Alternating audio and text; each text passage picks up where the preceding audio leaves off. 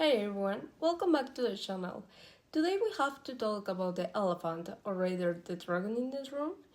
In 2026, and if you still think of China as just the world's factory, where you cheap plastic goods come from, I have good news for you.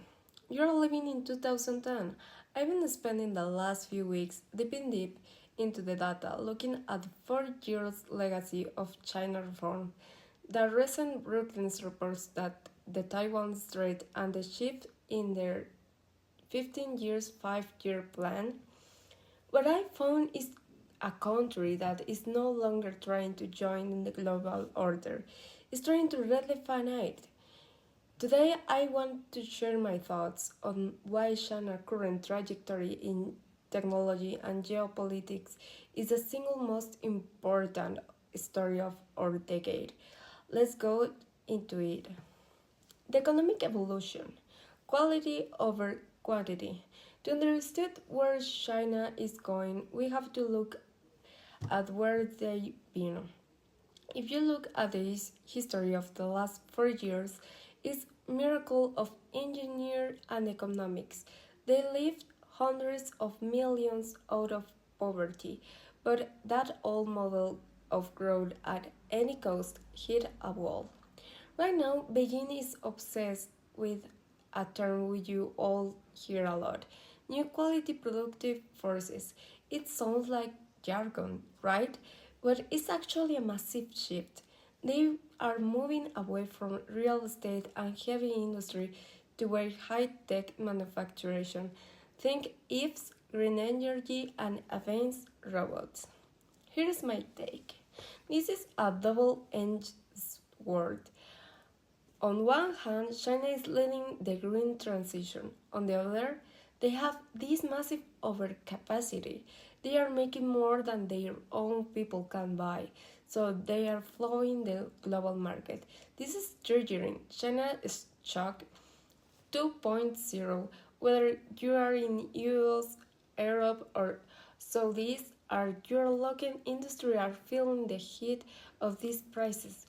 It's not just a trade war, it's an existential battle for the future of industry. Also, the technological shift and the Taiwan factor. Now let's talk about the Silicon Shield. I was reading a fascinating analytics from Brookings about Taiwan's economic role. We often talk about Taiwan as a military flashpoint, but it's actually the technological lung of the world. Think about it. We talk about TSMC and the high-end chips from Taiwan. The AI revolution stops. The smartphone in your pocket, it doesn't stick. China knows this is their current strategy all about rising from the West. They are pouring millions in the indigenous semiconductors because they want to be unsanctionable. It's a race against time. While we are debating AI ethics in the West, China is focused on AI application at the scale we never seen. Their integration EA into their smart cities and their super states, creating a model of digital authoritarians that they are now explaining to other countries. This is where technology meets politics, and the implications for global privacy and freedom are frankly quite striking. Into geopolitics, a world divided? So, where does this leave the rest of us? We are seeing the birth of what I call bifurcated globalization. On one side, you have the Western led system. On the other, China is using the Belt and Road initiative to build a parallel world. They are just building roads and ports in Africa and Latin America anymore. They are building the digital infrastructure, the 6G networks, and the payment systems. In my view, China is offering a very tempting package deal to the global south. We'll give you infrastructure and technology, and we won't ask questions about your human rights record or your political system. That is powerful alternative to the Western model. It's making the world more polite. We're moving toward two different internets, two different finance systems, and two different sets of global values.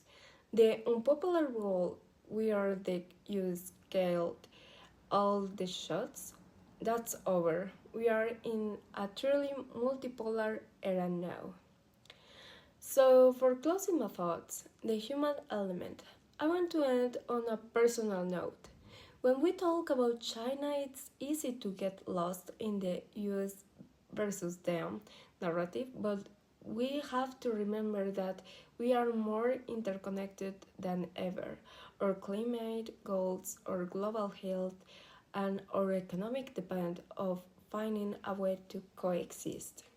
The challenge for the next few years isn't just about beating China. It's about competing fairly in tech while cooperating where the survival of the planet is at the stake. It's a delicate dance, and honesty is the most difficult diplomatic challenge. We face it since the end of the Cold War. I'm curious to know what you think. Are we heading toward a new Cold War, or this is just the growing pains of the new global era? I really want to get a discussion going on this one. Thanks for watching. As always, stay curious. I will see you in the next one.